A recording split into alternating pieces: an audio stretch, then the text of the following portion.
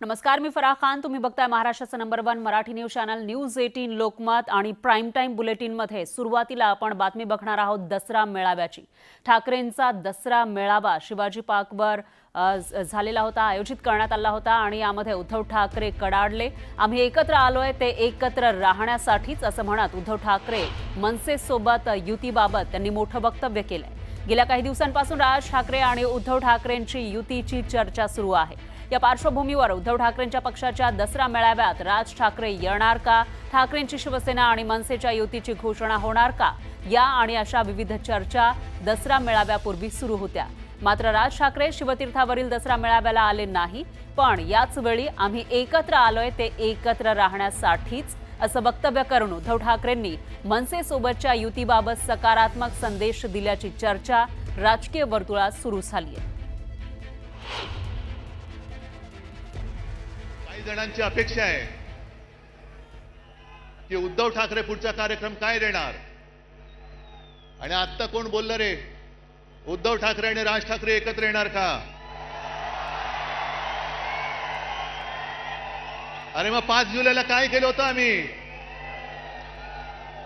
आणि तेव्हा मी बोललेलो आहे आम्ही एकत्र आलोय ते एकत्र राहण्यासाठी.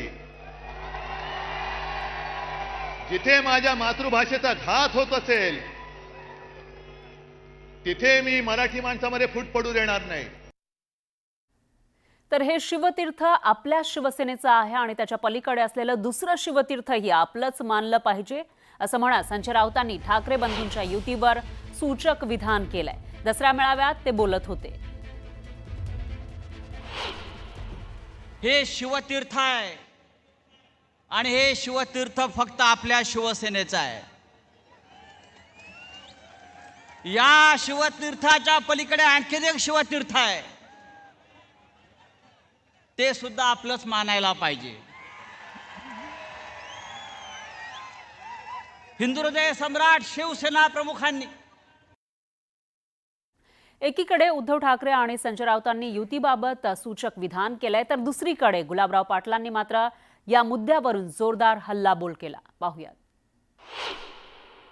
ज्या राज ठाकरेंना आयुष्यभर त्रास दिला त्यांना म्हणायचं I love you, I love you, आणि ते म्हणतं मी नाही येत. आणि हे संजय राऊत हा सगळी लावणारा भटजी आहे, पण यांनी ज्यांनी ज्यांची सगळी लावली त्यांचं लग्न तुटलेलं आहे. हा दुवाड माणूस आहे, हा पांढऱ्या पायाचा माणूस आहे.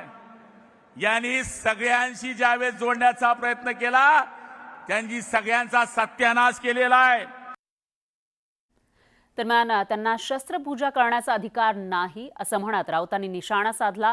ते अमित शहांच्या पादुकांची पूजा करतील असंही संजय राऊत म्हणाले. संजय राऊतांनी शिंदेंवर हा जोरदार हल्लाबोल केला. हे सरकार बोट चोरीतून आलंय असंही संजय राऊतांनी म्हटलेलं आहे. घड्याळ धनुष्यबाणाची चोरी केली असं राऊत म्हणाले. मला विचारलं गद्दारांच्या मेळाव्यामध्ये ते काय पूजणार. मी म्हटलं त्यांना शस्त्रपूजा करण्याचा अधिकार असू शकत नाही, मग ते काय पूजणार. मला सांगण्यात आलं त्यांच्याकडून त्यांनी दिल्लीतून अमित शहाचे जोडे आणलेले आहेत. त्यांनी दिल्लीतून अमित शहाच्या चपला आणलेल्या आहेत, जोडे आणलेले आहेत. ते त्यांच्या व्यासपीठावर आहेत आणि त्यांचं पूजन ते करणार आहेत. आम्ही शस्त्रपूजा केली, आम्ही विचारांची पूजा करतो. हे अमित शहाच्या पादुकांची पूजा करतायत, जो तो आपल्या लायकीनुसार वागतो. आणि मध्ये होट चोरी, लोकसभेला होट चोरी, शिवसेनेची चोरी, धनुष्यबाणाची चोरी, शरद पवारांच्या घड्याळाची चोरी. मला सांगितलं हे एवढे चोर आहेत, मुंबईतल्या चोर बाजाराचं नाव आता मोदी बाजार करा. बरोबर ना? मुंबईच्या चोर बाजाराचं नाव मोदी बाजार करा. एवढ्या चोऱ्या ह्या लोकांनी केलेल्या आहेत.